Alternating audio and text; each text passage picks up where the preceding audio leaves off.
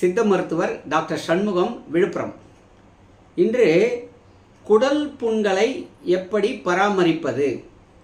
முதல்ல இந்த வீடியோவில் சொல்லப்படுறதெல்லாம் நாம் சுய வைத்தியத்துக்காக மட்டுமல்ல, பொதுவாக ஹோம் ரெமெடியில் ஓரளவுக்கு எப்படி தற்காக்கலாம், இதற்கு மேற்கொண்டு இந்த தொந்தரவு தொடர்ச்சியாக இருந்தால் மருத்துவர்களை அணுகி மருத்துவம் செய்து கொள்ள வேண்டியது.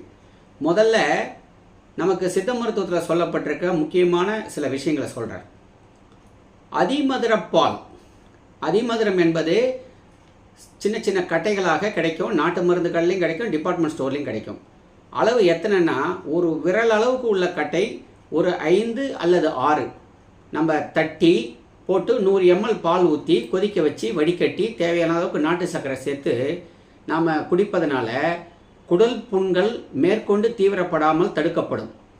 அடுத்தது, சோறு